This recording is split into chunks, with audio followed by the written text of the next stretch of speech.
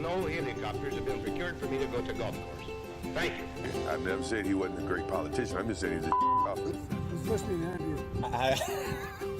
How'd you play out there today? Well, I found the conditions challenging. Mostly because there's no grass on the golf course, but there never has been. I'm thinking about the swag bag, and I had high hopes for the swag bag. Trash. When you got 3 crevices on the green, your course is trashy. What's happening, folks? Welcome back, Beltway Golfer Podcast, episode 42. Alex Dixon here. Earlier this week, got invited out to TPC Potomac at Avenel Farm and got the honor to sit down and do a podcast with Jim Bones Mackay, a legendary caddy and now part-time broadcaster after being part of the coverage for a better part of 4 years, now full-time caddy again with Justin Thomas. Total honor to sit down with him. Got invited out as part of kind of promotion for the Wells Fargo Championship, which is going to be held at TPC Potomac at Avenel Farm the first week of May 2nd through 8th. So the second half of this episode is actually with the tournament director, Gary Soba, who provided some good insight on, where the field is at, the strength of field, putting together such a tournament like this, the history of the Wells Fargo Championship. Bones was actually in town for an event the evening that we did the podcast with some members and actually did a Q&A on stage, and the host was JP from the Sports Junkies. If you're listening to this and you're local to DC, which the vast majority of listeners are, he's one of the 4 Sports Junkies on 106.7. I bring that up as he actually talks about the Q&A that Bones did on their show the next morning, which you can find in podcast form if you search their February 23rd episode. They talk about it in the first 5 or 10 minutes of the show. Shout out to the both PR directors, Brian Bishop and Lee Patterson, who invited myself out to do the podcast. They also had the crew from Golf DMV, who did a podcast released earlier this week with the same 2 subjects. They sat down with Bones and Gary Soba. I haven't listened yet, but it'll be interesting to hear kind of our different styles of interviewing and podcasting the exact same subjects on the exact same day. We kind of took turns sitting down with Bones and Gary. But it was cool. It was an honor to be asked to do it. It was interesting timing. Bones's former employer, Phil Mickelson, was in the news quite a bit last week, to the point where his public apology actually came out while we were sitting down with Bones. Realized that after the fact. But if you're looking for any additional insight on those topics, you're not going to find it here. The timing of this podcast and everything going on, we didn't go there. We had plenty to talk about outside of that. Bones is a total pro, and it was an honor to meet him and sit down with him. Some other exciting news for local golf. The Solheim Cup is coming out to RTJ, Robert Trent Jones Golf Club in Gainesville, Virginia, announced for 2024 in 2 years. Adding to the list of professional golf tournaments that are going to be played in the D.C. area over the next decade and a half, with all the events going on at Congressional, Wells Fargo this year at Avenel. Part of what we talk about with Gary Soba, the tournament director, is that the normal site for Wells Fargo, which is Quail Hollow down in Charlotte, this year has the President's Cup, which is why the Wells Fargo Championship is moved here for the 1 year to Potomac, Maryland. But Quail Hollow is getting the PGA Championship in 2025, so there may be an opportunity to come back in another 3 years if things go well this week. So in part, this is kind of an audition for TPC Potomac, and the DC area golf community to, sell out every day, so that we have a good chance and are in good standing to get this tournament again in 3 years. But the Solheim Cup and the Wells Fargo, we got the LPGA Championship coming to Congressional early summer, and then all the other tournaments that are lined up for Congressional over the next 10, 15 years. The future is bright for professional golf in the D.C. area and just everything going on around here related to golf. It's an exciting time. It's cool news. But let's get to it. Here it is, episode 42, Beltway Golfer Podcast. We got Jim Bones Mackay and Gary Soba, tournament director of Wells Fargo. Here it is. Enjoy. All right, we're out here at TPC Avenel in Potomac, Maryland, with one of the most legendary caddies in the history of golf. Can I say that? Yeah. How are you? I'm good, thank you. You can just Caddie will do. Just Caddie will do? Yeah. You are in the Caddie Hall of Fame. Yeah, but you get into the Caddie Hall of Fame, I figured out, by going to the first tee with really, really good players. So, I was lucky to work for one for 25 years, and I'm doing it again now. So they were nice enough to put me in there, but it's more a tip of the hat, I think, to the players than anything else. It was wild. I was listening, as prep for this, I was listening to a few podcasts that you've done over the years. And I think it was Shane Bacon you did a podcast with, and he broke out a statistic that said, I think it was just for the 25 years with Phil, he calculated based on how many rounds you've played, like you just came just short of walking the entire circumference of the globe in rounds. Yeah, no, it's funny. It's funny how you run into people out there that analyze things from a different viewpoint, at least than I do. Somebody told me once it was walking around twice. So I don't know what's right and what's wrong. And then we were at the British Open one year after Phil lost that British Open to Henrik Stenson, legendary British Open in 2016, Open Championship. That's a fine for me. Sure. But this guy came up to me, and he was like a mathematician from like Finland, and he said, I've done the math, and Phil's performance in that week that you finished second was the 5th greatest performance in the history of golf, of modern day golf. He said, going back 81 years. And I was like, well, I thought to myself, well, that's interesting, but actually that makes it sting even worse. You know what I mean? It's just this guy had broken down all this data and realized that these guys separating themselves from the field by double-digit strokes, and somebody had to finish second, and wasn't the greatest stat to hear. I remember that stat. Fifth best round of all time, and didn't come away with a W. Yeah. 25 years with Phil. Then you did 4 years as on-course broadcaster. Almost like if you search social media, Twitter, anybody that has anything to say about your time as a broadcaster, it's nothing but positive. Highlight of many of the tournaments, many of the broadcasts. Yet you decided to go back to caddying now with Justin Thomas. What are some of your takeaways as being a broadcaster? How was that experience over the 4 years? Fascinating. I have so much respect for those men and women. I mean, the very first tournament I did as an employee was the Open Championship in 17. And you fly over there on the plane, and they pick you up at the airport, and they take you to the TV compound, and it's like a city. Mm-hmm. And you get these production memos, and it tells you how many people it's going to take to put this show on for the folks back in the United States and whoever else is picking up that feed. And it's amazing. Hundreds and hundreds of people. Can you imagine finding accommodations for them in some, out-of-the-way part of England or Scotland? I don't know how they do it, but it's a fascinating business. I learned so much.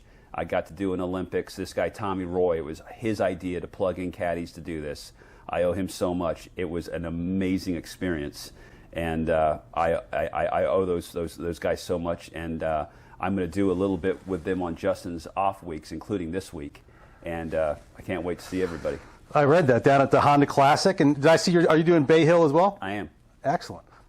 Were you able to take? I would imagine being on the bag for 25 straight years, and so like basically every tournament you're in there, you're walking the fairways, and now as an outside or those 4 years as a broadcaster, looking at it from a different lens, from a different angle, is there anything that, I don't know, you're able to glean or take from those years, not on the bag with your player, now that you're back with JT to help it out? Yeah, when you're out there doing TV, these boom mics are so sensitive. They're picking up these amazing caddy conversations. So if I'm out there caddying in a tournament, I can't hear it because I'm over here in the rough or in the different part of the fairway. I'm not hearing the conversation between Colin Morikawa and his caddy. Sure. But when you're out there doing television, you're hearing the caddy conversation of every player that you're showing.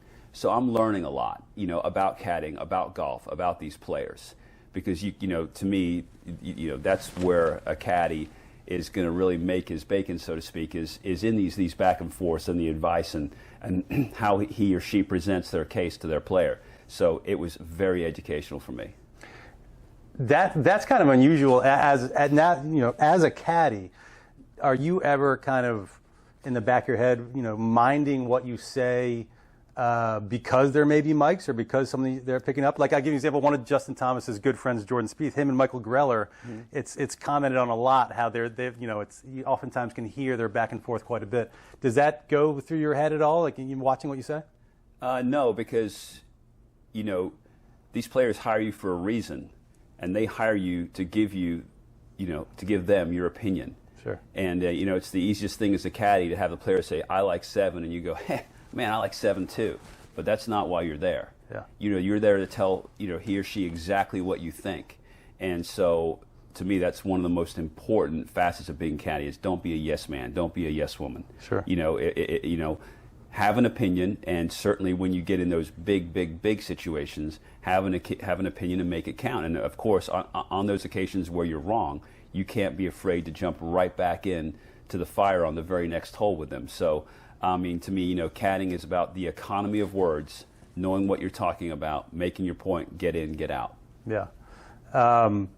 So Justin, you've been on Justin Thomas's bag full time since last fall, so not quite a full year. I'm just kind of curious because you early on in your career you caddied for a bit with Larry Mize, right? Curtis Strange, Scott Simpson, but Phil Mickelson was the full 25 years. The biggest names, obviously, Phil and now Justin.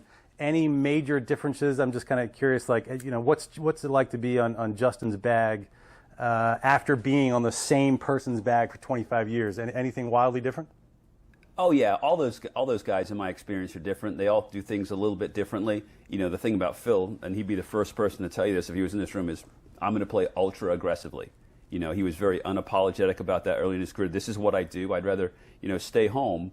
If I couldn't play the way I want to play. So you have to learn them. You know what I mean? It's not Justin or Phil's job to make accommodations to me. It's my job to figure them out and how they like to do things and make adjustments that I need to make. So it's been fascinating. The conversations that you might have with them about club selection are different.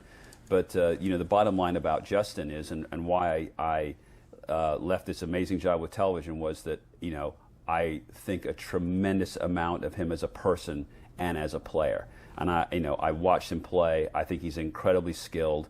But more than that, it's like that's a guy I could spend 6 or 7 hours a day around and thoroughly enjoy myself, because we're similar. We're similar people, and it's chemistry. It's like anything else. I mean, certainly you want a caddy that can do the job, but it's a lot of time, and there's a lot going on out there, and it happens here in Los Angeles, and it happens over there at St. Andrews, and it's all got to work. And so I told my wife, I said, if Justin Thomas ever reaches out, that's the guy I'm going to say yes to. Really? You had said that? That's interesting. Before. Oh, yeah. Wow. I told my close friends and my wife, I said, I love this caddy thing. Television thing. But I would tell my bosses I consider myself a caddy doing television. I wanted to do it from a caddy perspective. And I don't have all the answers by any means, but that was kind of like my approach.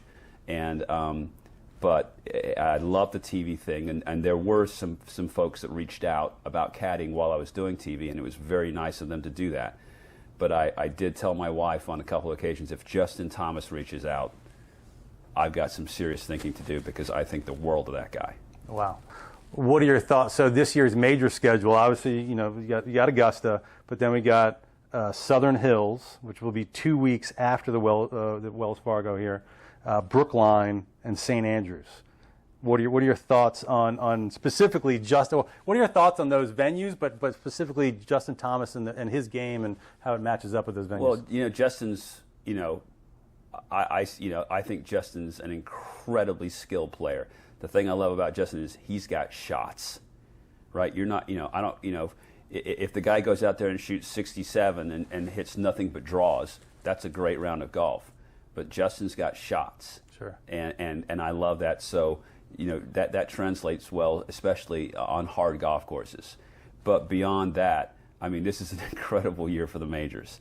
Obviously, I don't think many of us have been back to Brookline since the infamous Ryder Cup in 1999. I'm proud to say I was there that week. St. Andrews is one of the 2 or 3 most amazing places I've ever been in my life. Can't wait for that. And I'm fired up about Southern Hills because, if I'm not mistaken, Gil Hance, who did a big redo there, right? Is apparently turning out to be the golf doctor of this generation, has done the redo, and I can't wait to see what it looks like because I'm a big Gil Hance fan. Yeah, he's actually doing a redo at a historic municipal course here in Washington, D.C. that a lot of folks are excited about, Rock Creek Park.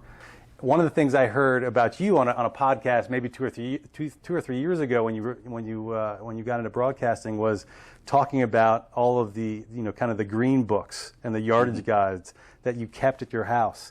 I'm curious, when someone like Justin Thomas reaches out, obviously you've got an unbelievable amount of experience and knowledge from being a caddy for so long, but those old books, do you pull them out of the drawers and out of the closet, and how much do those help? Oh, we've all got shoe boxes at home full of yardage books. And, some of them, not mine, are pretty legendary. Like, I've always wanted to see Tiger's St. Andrews book because I've heard it's amazing. And I think maybe he loaned it to Annika one year when she went over there and played in a ladies' Open Championship. But yeah, I mean, if you're Michael Greller and you caddy for Jordan Spieth and you've been going out there the last several years at Augusta National and rolling balls, from every conceivable angle, the reality is, as a caddy, you want to try and save your player a shot. And it might be on a Thursday or on a Sunday, and it might be a couple of shots a day. I mean, you want some kind of input that's going to help out the situation, and based on that, some guys have these amazing yardage books. Of course, the greens books have been banned, thank goodness. That's just happened this year. It certainly hasn't affected scoring, given what we've seen. I think it's very, very good for the game. I was a big fan of that. But you use those green books in the practice rounds and everything, right? Well, first of all, greens book aren't allowed at Augusta, but you could potentially. I think it's been a pretty fluid situation relative to the greens books, and I'm certainly not an official. I think you could take them out there in the practice rounds, but you'd be put in a position where you'd have to memorize what was going on. You can't translate the information into your book for Thursday through Sunday. But it's been a fascinating time. But to your point, these golf courses, a lot of them have changed. But of course, St. Andrews isn't changing, and Augusta National changes a little bit here and there. And some guys have the books, and some guys have it in here in their heads, and you're just hoping you can bring something to the table. Yeah, absolutely. TPC Avenel, have you caddied at tournaments here? A number of times. You have. What are your thoughts on the course? I think it's great. I haven't caddied since the redo. I love the fact. I think a lot of guys love the fact that when they came back, and I think it was one of the years, I think with Kyle Stanley and like Charles Howell in a playoff. I can't remember exactly, but the course was much tougher. Sure. And I like that. Because there are certain players you caddy for where you might want to go to a tournament and say, 25 under one last year, this is perfect for my man. And then some players want to go to a tournament where 6 under one last year. It just depends on your game and what you got and what you like to see. Does a harder tournament mean there's more work for you? It's like more of an opportunity for you to contribute because it's not just a putting contest. That's a good question. It just depends. I mean, it's about the player. I mean, I think all the caddies on the PGA Tour are very, very good, and so certainly I'm sure there's the conversations are going to be longer on a course, and there's going to be more strategy. You're going to be talking more on Tuesday and Wednesday about potential plays and angles and things like that. Sure. But I think it's just more about what suits your player. I mean, some guys can't wait to get to Palm Springs and shoot 63 every day, and some guys can't wait to get to Hartford.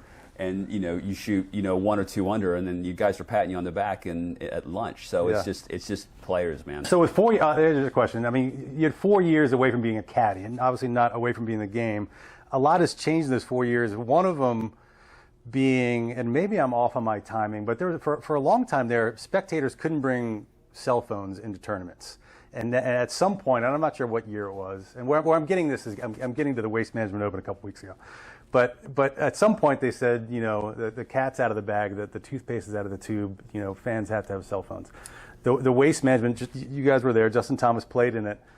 In those 4 years away, have you seen much change in fan behavior, fan engagement, with cell phones, everyone trying to take videos and get their stuff on social media? Like, how has that changed, from a caddy's perspective? One thing that's definitely changed for the better, a higher percentage of people have found that silent button, so you don't hear the click at the top of your backswing. Sure. Certainly when cell phones first came out, and maybe if they never had that feature, that was a problem. Yeah.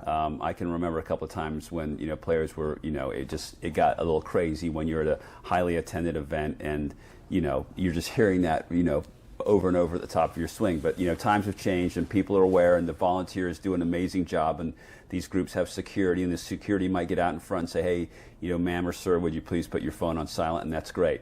I mean, the Waste Management Phoenix Open is amazing. I'm a little biased, live 2 miles from the course, but the fact it wouldn't work if there was more than one of them, but there's one. Yeah. And you know what you're getting into.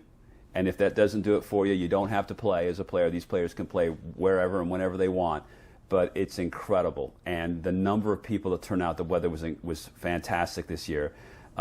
It's a big party. And I was joking with another caddy, you walk down the 17th hole this year, and you've got these amazing corporate tents on the side of the hole, and they've got this thumping music. And back in the day, the players would play, and the music they don't even turn the music down anymore. It just goes. And again, that's what you sign up for, and that's what you get. But it's incredible. And I will say, because it has to be said, when you've got several 100,000 people coming to your event, and you're selling a lot of beer, and people are having a good time, the charitable aspect of that tournament is unreal. So living there, I do know what it does for the community, and how people are able to benefit, in terms of helping out folks maybe in need or great causes. And so I just think that tournament's amazing on multiple levels. You're in town here to obviously help promote Wells Fargo. You're giving a talk to some of the membership tonight. One of the things I said, I don't know if this is true or not, but there were some thoughts about having some media in, but they said no, we want Bones to be able to tell some good stories, so we're going to keep the media out of the banquet. Any ideas for some topics on stories you're going to be telling tonight? Well, the thing about stories are, you have thousands of them, sure. And they come to the forefront of your mind when something triggers it. Sure. If somebody raises their hand tonight and says, tell a great Tiger story, I can tell you a great Tiger story. I mean, we drove out here today from the hotel, and we start driving down the road to pull up to the clubhouse, and it all starts coming back. You know what Sure. I mean, about things that have gone on here, and about the Rich Beam win. And about the fact that when we were here, I think in 1997, I think we played the tournament here and then the U.S. Open in consecutive weeks. Okay. So guys would just rent houses, right, and they'd play here at TPC Avenel. And if you had a morning round on Thursday, you go over and play in Congressional in the afternoon. I've never had that experience before, where you're basically, practicing for a major the week of a regular tour event. So that was very interesting. So it's got a long history, as all these courses do, and as caddies, where you're observing and listening, you do definitely run into some amazing stories. You've told on some previous interviews, Phil was well known as being kind of a practice round, maybe practice round hustler is the wrong word, but he liked to gamble a little bit in practice rounds. What about Justin? Does he throw a little cash around? That stuff's basically gone away. Yeah. When I started caddying in 1990, there were definitely some pretty big money games on the tour. Phil was never afraid. VJ was never afraid. Guys like that. But the times have changed. You know what I mean? And and ultimately, when you get a guy like Tiger who comes out and has the success that he's had, but beyond that, how at times he's kind of outthought everybody. Sure. You're going to pay attention to that, and you're going to follow that model. And when people saw how Tiger prepared, especially on site, a lot of guys, quite smartly started doing the same thing. So in that, Tiger wasn't out there, me and this guy will play, you and that guy. Tiger was out there working. Tiger was getting as much out of his 5 hours on that golf course as he possibly could, and people have followed suit since. Any thoughts on Tiger? You're obviously a million times more inside than anybody else in this room on his prospects at playing golf again. Well, first of all, I'm a huge fan, and he changed my life and hundreds of people's lives. I caddied on the tour pre-Tiger. I caddied on the tour, and we slept 4 to a hotel room before that young man showed up and changed everything for everybody, right? Caddies' lives, officials' lives, certainly the players' lives. When I started caddying on the tour, you won a tour event, $144,000. That's a lot of money. Sure. But Tiger shows up and wins the Masters, and the world starts watching, and things start to change, and all of a sudden now, you could make an amazing living as a professional golfer, even more amazing, and some of that trickled down to us. So I don't talk about Tiger without ever saying thank you for changing my life and the lives of my friends that also caddy. I did see him play at the PNC Challenge with his son in December. And, he's still very much Tiger. There were a couple of times when, Justin came to me, he goes, watch this. Justin's played so much golf, he could kind of see it coming. and he'd hit that shot that made that sound, that reacted like the ball did as it took off into the wind. And, you know, all I can tell you is that there are a lot of people on the PGA Tour that cannot wait to pick up their phone at some point in the future and see that he's committed to play an event. I don't know where that's going to be. I know he talked a lot about it last week in LA in terms of how he's feeling, but it can't happen soon enough, and we all love him. Well stated. There's not many caddies that are household names. You're one of them. Active caddies, gosh, you know, Michael Greller. There's a few. Fluff, local guy. He's a member of Congressional, You right up bet the he street. is. Absolutely. But you know, household. I mean, hardcore PGA Tour fans know a lot, but like the average weekend warrior golf fan who pays attention a little bit doesn't know a ton. Give us a couple caddy names that you know. Well, let me phrase it a different way. Are there caddies that in the group of caddies you're like, wow, that guy's worth a couple strokes a week. Like or a couple more strokes than your average Sure. caddy. I know what you're saying. Yeah, you know, I will say about caddy nicknames, first of all, shout out to Fred Couples, who gave me mine. Sure. You know, again, when I started caddying in 1990, again, pre-Tiger, when things were different, you know, you could very easily come into a caddy nickname that you wouldn't be proud to tell grandma, right? So to get something as G-rated and easily as bones, I got it from Fred. Thank you. So, but... My last name's Dixon. I've got a few of those. Got it. So, but yeah, you know, we all know out there, you know, we watch, we pay attention, and, you know, you can look at a guy like Austin Johnson, DJ's brother, you know, who wasn't Dustin's first caddy, but he's come out and done an amazing job reading greens for DJ.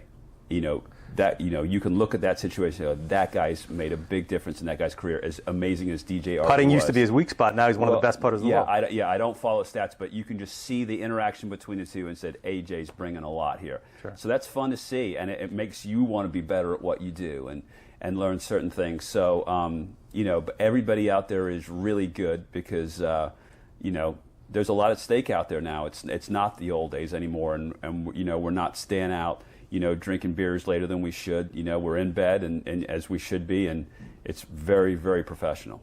Got it. Very cool. So you've caddied some tournaments here. You live in the Scottsdale area. You still play much golf? I mean, during the time that you were a broadcaster for 4 years, obviously you're extremely busy. Did that allow you to play some more golf? I love golf. The older I get, the more I like to play. You know, certainly because I'm in my 50s now, I don't play like I used to, which drives me nuts, but I love to get out and hit balls and try and figure out why I'm not as good as I used to be. But I just think it's the greatest game in the world. You know, if it's a pretty day, I go out and play with my friends in Arizona. But to me, it's just that game where it takes you places and you meet people.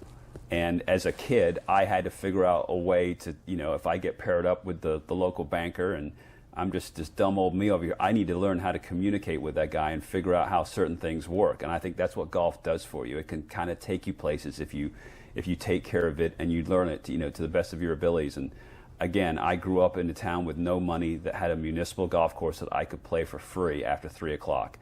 And the fact that happened for me in New Smyrna Beach, Florida, changed my life. So I'm grateful for that. You played some college golf, right? I did. I wasn't particularly good. I was that guy on a Division II school that you could count on to shoot 74 or 5, you know, whatever. But, you know, it was never going to go beyond that. You know. Is there pressure to? I mean, now not the case. Now you're in the Caddy Hall of Fame. You've been doing it forever. You're arguably the most well-known caddy on the planet. But when you're starting out in those first few years, is there any pressure to like keep your game strong to add like an air of legitimacy to what you're talking about? Your own playing game? Yeah. It's a good question. I just think that, you know, it's definitely not a prerequisite. You know, I'm not going to, but I could name a ton of amazing caddies that, you know, aren't, you know, top amateur players by any means. Sure. But, you know, the thing about caddying, it's like 6 or 7 different jobs all rolled into one. And you know, you have to be able to read the room as a caddy. But certainly, to your point about, you know, playing well, I do believe that if you putt well as a caddy and you bring a certain something in terms of reading greens, that's obviously going to help you at work. Yeah, right. But beyond that, it's about learning your player, how he or she ticks, and reading the room, and again, getting in there and getting out and bringing something to the table. The Wells Fargo, I'm not sure. Do you know the history on this? Wells Fargo presents a Caddie award. Are they the only tournament that does this? No, actually, it's gotten really cool. The Evans Scholar folks definitely do that through the BMW tournament a little later in the year. They've given out some awards. Some tournaments have done some really nice things, like if you caddy for someone that wins the Players, the next year you get to park in player parking, which may not sound like much, but that's incredibly cool. Sure. So, times have changed for the caddies, and, I can remember a number of years ago, actually Wells Fargo, just typically played in Charlotte at Quail Hollow. When the Quail Hollow tournament started, and I don't know the year, that was actually a tournament that changed caddy lives, because it was the first tournament to basically say, we're going to treat these guys like the Players. They're not going to go and park at the elementary school 6 miles away and get shuttled in. They're going to valet right here with the Players. Things like that. The quality of the food is going to be as good as the Players. And that tournament started, the Wells Fargo, and it was like Christmas for us. Really? And other tournaments took notice. Yeah. And it changed the way caddies were treated to a large degree on the tour. So, in my opinion, I think a lot of people's opinions, we are incredibly grateful to Wells Fargo as caddies for being the first tournament to be ultra cool to us guys toting the golf bags out there. Very cool. Last question here. So let's pretend I'm listening to this podcast and I'm a 17-year-old kid who's caddying over at Chevy Chase Club or Congressional, and we've got arguably the world's most famous caddy in the room. You've been doing it forever. How does someone make that leap from club caddy to trying to get on a tour player's bag? Well, I will say I'll call myself the world's luckiest caddy. Okay? I will say that I've been lucky. It's not as easy as it was when I started. Obviously, again, that's pre-Tiger. Sure. Times have changed. But now when people ask me that, I say, treat it a little bit like baseball. Minor leagues first. Sure. If you call Korn Ferry AAA, or another tour, the reality is you've got a lot to learn as a caddy. You've got to learn the Players. You've got to learn how to communicate with these guys. You've got to, of course, learn the nuts and bolts. But you've got to kind of, you got to figure out your craft, if you will, and how you're going to go about doing this.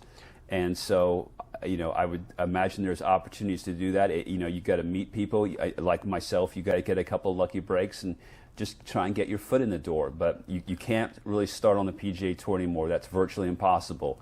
But if you want it bad enough, I would say that opportunity is out there. Very cool. Well, listen, this has been a tremendous pleasure. I really appreciate you taking a few minutes to come on the Beltway Golfer podcast. I didn't even ask, though. Have you ever played any golf in this area? That's always my last question, is about local golf.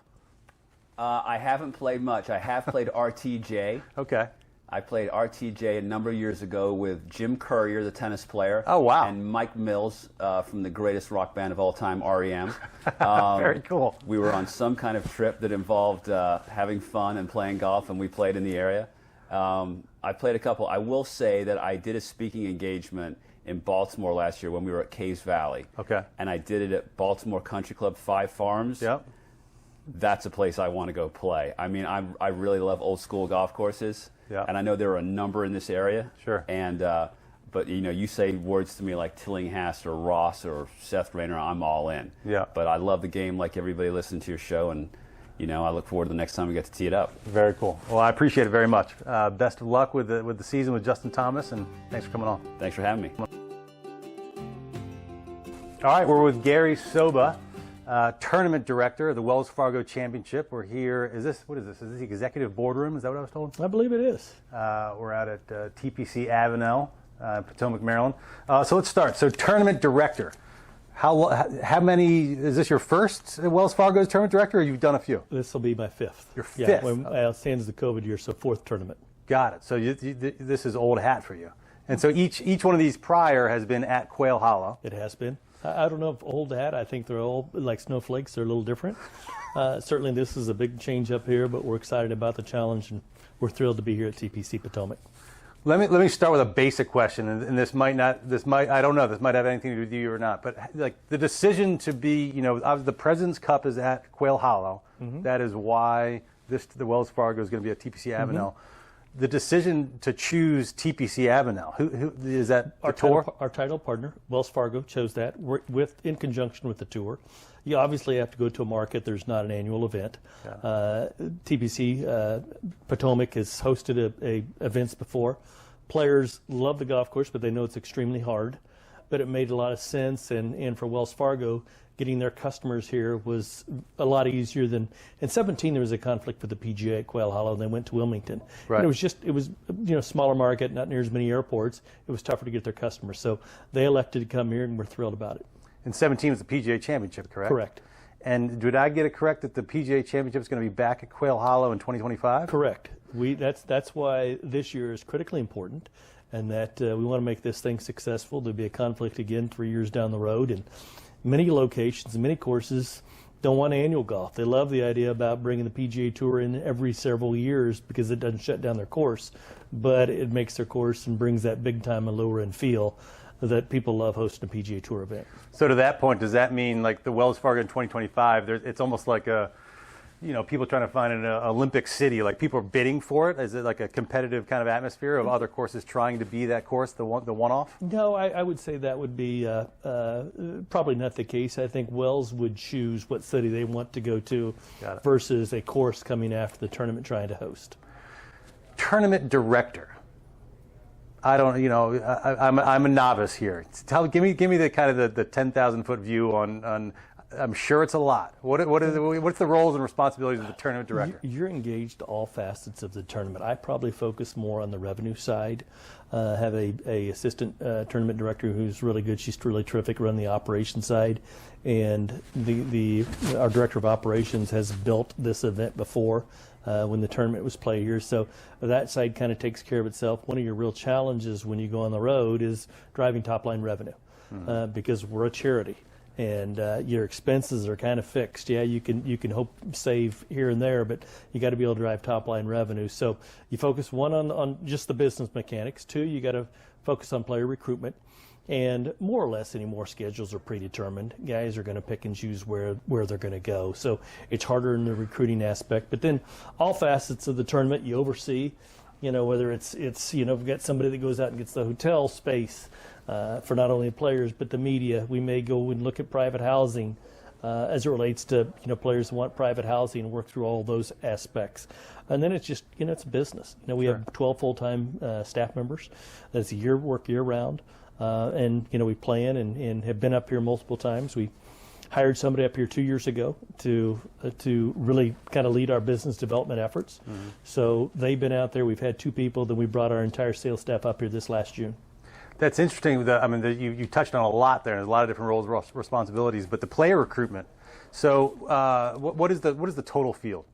156 golfers. 156. Yes. And ballpark. I don't need an exact number, but what's the commitment like? Today we're in the last Tuesday of February, so we've got 2.5 months to go. I'm just curious, how many commitments now? In fact, I looked right now, we have 132. Oh, but wow. It's all based on priority level. Sure. You go in, if you've won the U.S. Open, you have X exemption. He's above somebody that's won the Players' Championship, who's above somebody who finished in the top 125 last year, who's above somebody who's in the Korn Ferry top 25. Right. So you all go to levels. Well, wherever 156 falls, that's where it ends. Then you have 8 exemptions. So you're really 148 plus 8 exemptions. 2 of those are former players. 2 would be kind of called Korn Ferry spots, and then 4 could be the 3 of us plus somebody else. 4 are non-exempt. We can put anybody in. Are you pretty heavily involved in selecting those 4? We're very involved. We have a committee that looks and chooses, and there's a lot of different metrics, and you want to find out who's interested? Sure. 2, do you have anybody that might be a star college player? Do you have somebody that might be foreign that needs an exemption? Do you have a somebody that just fell outside the cut line and he's an up and comer? So you typically go after people that are going to help your tournament. Yeah. Can they sell tickets? Sure. Are they somebody that down the road has got star power and really has game? So there's a lot of metrics and thought that goes into that. John Daly's gotten a few of those over the years, hasn't he?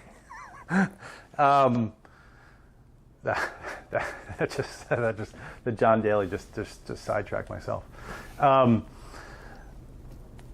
totally just sidetracked myself thinking because I literally I went and saw John Daly at Hooters down at the PGA show in Orlando, which is a whole other story. We'll cut that out.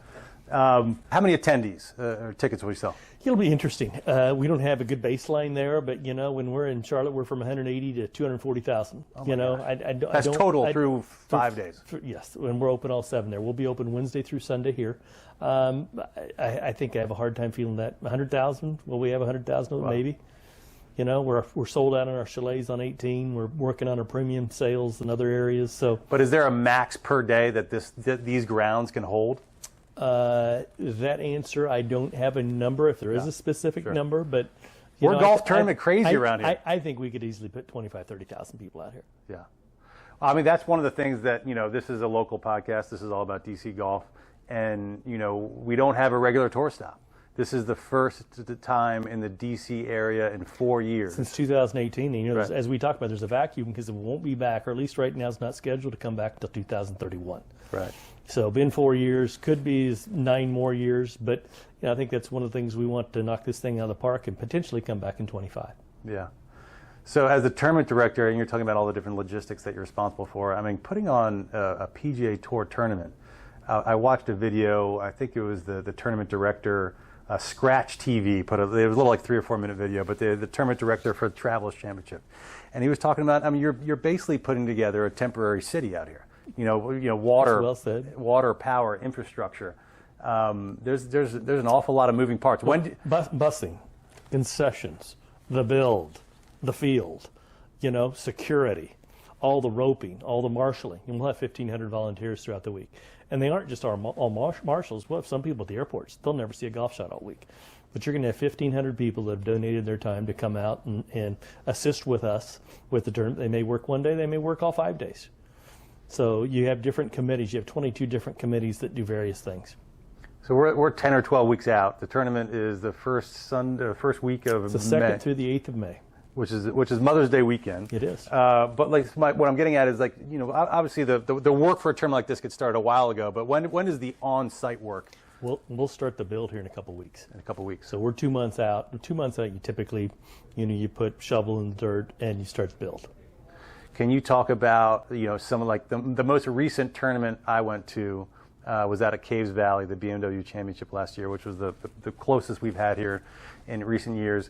And the VIP kind of structures, the viewing areas. It was so much more than I remember at the previous tournament, which was probably that one here in 2018. Are we looking at similar infrastructure? I mean, is there going to be a trophy club and a this and a that and all these different areas? It's hard for me to know, not having attended either here and I was not able to get to Caves Valley due to personal reasons. But we'll have the Capital Club. It'll be the only clubhouse access high-end club that has valet parking. We're going to build a deck off the back porch / veranda. It's going to be very close to AT&T, so that's our highest end club. Then on 16, 17, we're going to have the exec club, which is all F&B included as well. Fun club, a lot of business opportunities to be out there.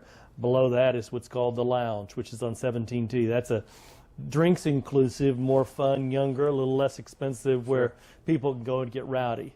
So, you try to build, and you have 19, 20 chalets sold on number 18, and you've got a military outpost. You have a members tent. So you try to do something at all different price points to be able to gauge and deliver to all different, kind of socioeconomic levels. Have you seen that, and just in the 4 tournaments that you've done with Wells Fargo over the course of 5 years, have you seen that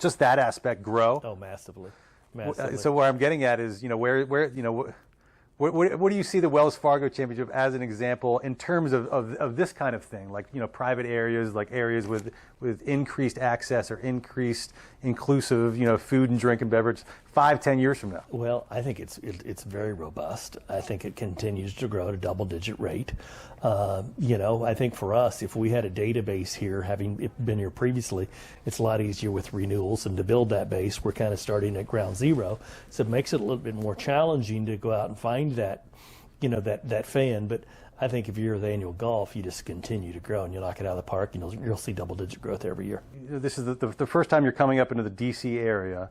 Are there local organizations that you have to get involved kind of early to kind of get them on board? Well, a couple things. We hired an individual who handled the Northern Virginia Chamber of Commerce, and we put together a 12-person advisory board.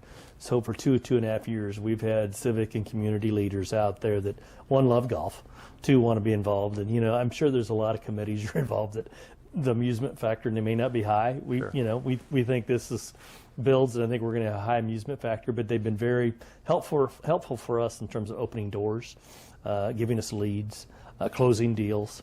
It takes those civic and community leaders to do that. So, been very, very helpful. Especially if you didn't have a relationship pre-COVID, it's more challenging.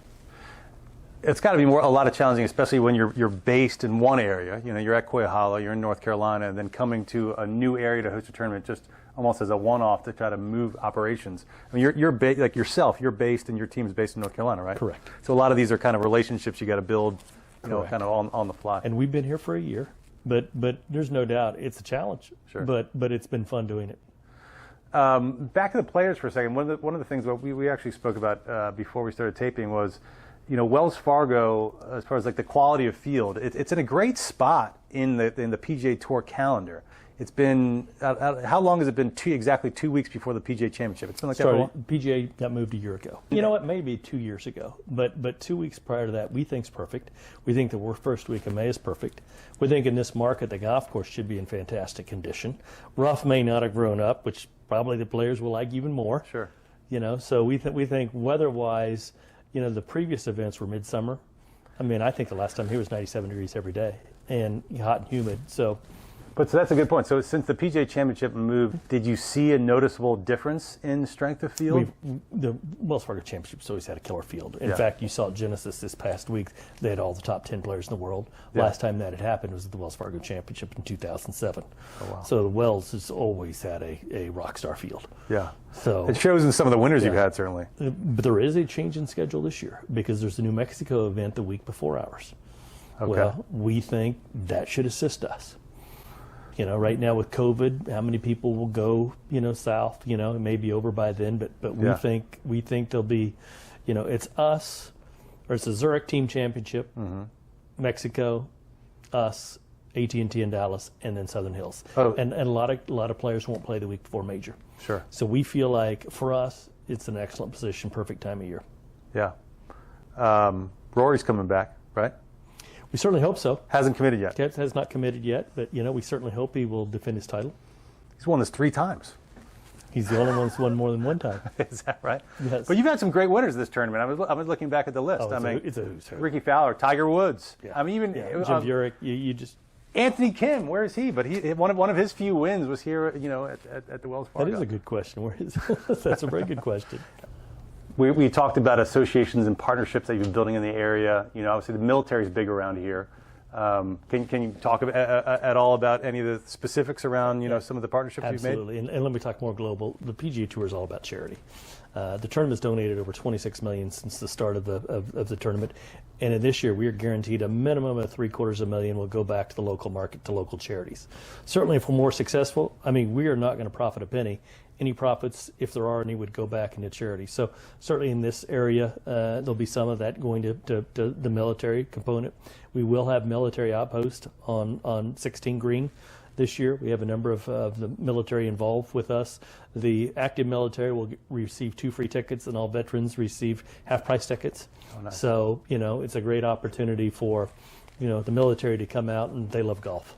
The military outpost, is that an area where like veterans get access to a certain area? Or actives, absolutely. Gotcha. We'll have a large, we'll have food in there every day, we'll have drink in there every day. So Yeah, it's a great way to come out and enjoy one of the 4 days, if not all 4. I imagine listeners of this podcast are, back to, we're hungry for tournament golf in this area because we haven't had it super often recently. Practice, there's going to be an open practice day Wednesday? Wednesday, the course will be open Wednesday through Sunday. Wednesday's a Pro-Am. Pro-Am. The top 104 golfers in the field are required to play in that Pro-Am. They play 9. It's called a 9-and-9 format. You play with 4 amateurs play with 1 pro on the front side, 1 pro on the back side. But every professional in the tournament is required to play in the Pro-Am. So it's a great day to come out, bring the kids out. And then I mentioned children 15 and under admitted free the entire week. There's no other professional sport like that. So we encourage families to come out. And then Sunday's Mother's Day. Hey, give Mother a day off, bring her out here, buy her a drink, great food, enjoy a wonderful day. Yeah, that sounds fantastic. The Pro-Ams, from what I know about Pro-Ams, that's got to be a pretty decent contribution to the top line revenue. Those aren't super cheap to get in. We are sold out on Monday, and we actually have 2 groups available on Wednesday. They are $30,000, but by some standards that is inexpensive.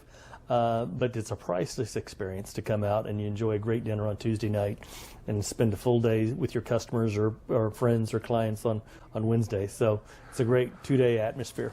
Well, I'm just curious, what's happening on the course Monday, Tuesday? Tuesday is like a private players practice round? Monday is a Pro-Am, and then Tuesday that's the practice day, and then there's a Women's Day Tuesday afternoon. So from 3 to 6, we'll have Monday's a Day. private Pro-Am. Correct. And then Tuesday, the Women's Day, we got a robust, really, a group of speakers.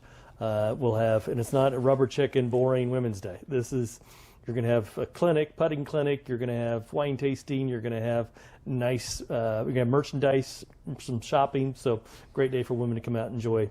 So that's something that women can buy tickets to? Correct. Oh, interesting. They will be going on sale this week. Got it. And then will there be people playing the course that day, or it's more just clinics? All the pros will be out that day. Got it. All the pros play 9 or 18 holes on Tuesday. They'll typically hit balls, and they'll either play the front 9 or the back 9. Got it. Kind of opposite what they're going to play in the Pro-Am on Wednesday. As the tournament director, do you have any communication with the experience of whoever ran the tournament in 2018 for the Quicken Loans? Yes, I know Mike quite well. Yeah. And do they do like, hey, maybe this was a mistake we made, avoid this, that sort of thing? Well, he's been an all-star. He's one of the best in the business. So we've had multiple breakfast, lunch. We played golf together. So, they did such a wonderful job. But yeah, he talks about, hey, you need to think about this, or you might want to think about this. So been very helpful. Yeah. Has got grades and put on a number of wonderful tournaments here. So. He and his staff, both Mike and Danny, have been very helpful to us. And that's the fraternity. I mean, everybody, it's really not competitive. It's, hey, how do we assist? Because it all benefits charity. I guess, I was almost more asking it from the angle of a fan. Like, I was at that tournament, and Tiger was there. And so, obviously, you got 10, 15, 20 deep people just following around Tiger. And, there are, like with any course and any tournament, as with ropes, there's bottlenecks in areas. So I'm curious if does that sort of thing, do you tweak that from year to year or from those conversations that you have with the previous director? It's interesting. Our operations director handled that tournament as well. So we had our homework already done the way in. So it helped us, the fact that the guy that put on Tiger's tournament is putting on our tournament. A guy named Tony Schuster, who's the best in business. Got it. And then I imagine someone from the tour comes in and sets up all the actual... Our advanced official, Dave Donnelly, will come in the week before. He'll paint everything, whether it's a lateral, whether it's a water hazard, set up any OB, all that all gets done the week before and painted and ready to go for tournament week. How's the DC golf community doing so far in ticket sales? Are we stepping up to the plate? It's really early, so it's a very fair question. And, it's an important year. This is an important year because everybody's looking at this. Hey, does DC want annual golf? Sure. Hey, will DC step up and will they buy tickets? Will they come out and support a tournament like this? I think that's the kind of TBD question. We certainly hope so. And that's something I think the average fan probably doesn't think about.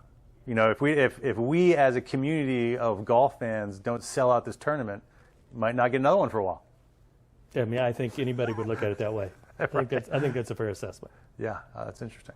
Well, I'm going to be here. I haven't shared with you. I haven't shared with my listeners, but I actually signed up. I'm going to be on the ShotLink team for a couple of days. Terrific! Yeah, terrific. I thought I've never volunteered at a tour event, and I wanted the experience, if nothing else, just to say best, I did it. That's the best committee to be on. I mean, you're right in the action with ShotLink. And Yeah. it's interesting with gambling going on now. That's like the most important. They may do a background check on you. You may be in trouble. I might You get could be in disqualified trouble. before you start. Absolutely. But with gambling, the length and putts and so forth, all critical in terms of, with FanDuel. Yeah, are they checking to make sure I'm not gambling on a certain putt before Well, it might have to. disable your FanDuel account before you come on? Oh, that's funny. But that's relatively new, right? I mean, Yes, I mean, it's all. I mean, ShotLink didn't exist several years ago, so Yeah. But now length of putts and where they are and the accuracy, all that is very, very critical. It's probably our most important committee. is that, I mean, again, so 5 years, 4 tournaments you've done. We've talked about some of the changes just in that short period of time, but are there others that, as far as just changes just in 5 years that you've seen in running these tournaments? Well, I would say the gambling component that's coming on probably because it has not been legalized in some states yet, so we haven't seen the full ramifications of it. But in certain states it has. That's from a sponsorship perspective, it's a massive new category. Mm-hmm. But it also comes with you got to make sure that's done absolutely positively, correctly. So those are things that I think every tournament it's got to work through those issues. Have tournaments started to talk about having like actual brick and mortar is not the right term, but like a physical location to gamble mid-tournament for attendees? Some have. That hasn't happened yet at a tournament, has it? I would have to go by state, but I know at the Phoenix Open this weekend there was a large sponsor. I don't know that they could gamble right there, but there was a large activation area tied to Interesting. One of the That will be tricky. As I said that, I just remember I'm a resident of Virginia where you're allowed to do it online, but in Maryland not quite yet. I think it's up for a bill, but that's an interesting component that kind of changes the equation on watching a golf tournament. I think, final thing, golf's at an all-time high popularity-wise. COVID was so good to golf. More people are playing, merchandise sales are up, viewers are up. There's no metrics. There's not a metric right now. I think that you could say that golf is at an all-time high. So I think that's one of the things we're excited about coming up here. What was that like last year? When you had a year off without a tournament because of COVID, and then you came back to Quail Hollow for the 2020 tournament? Well, unfortunately, they capped us in ticket sales. So we were capped at 15,000. And generally, we were right at 15,000, but we wish we could have sold it a lot more. So it's the first time we've ever been capped. Wow. So historically, I've had 40,000 plus out there. So, your demand was off the charts early because people just were dying to get back out. Yeah, very cool. Well, I'm certainly excited. May 2nd through 8th. Excited to know you're volunteering for us. That's tremendous. I'm going to be here, man. I'm going to be working. I'm going to be out here from all different angles. Tell me what hole you're on. I got to come find you. I haven't gotten the schedule yet. Are you working out, getting ready for it? You're going to have to I probably should. I actually did think about that because I'm not, as I've gotten old and my belly's gotten big, I'm not really good at standing still because my back starts to hurt, and I think there's going to be a lot of that. I think wind sprints are in your order here, so that's no question. I might do some crash course in yoga for the next couple months. We'll see. Well, Gary, I really appreciate you taking some time to tell us about the tournament and all the inner workings and how it gets put together. And I know the community here is really excited to come out and cheer everybody on. We're so excited to be here. Awesome. Great stuff. Excellent. Nice to meet you. Thank you. I don't have a good golf game, but I don't really care. I'm a regular dude living in DC, and I want to know about DC-centric golf stuff. If you can tell me something that I don't already know, then that is great for me. I don't want the regular stuff. I want exciting stuff. I want different stuff. I want stuff I can't hear elsewhere. But I want it to be about DC golf.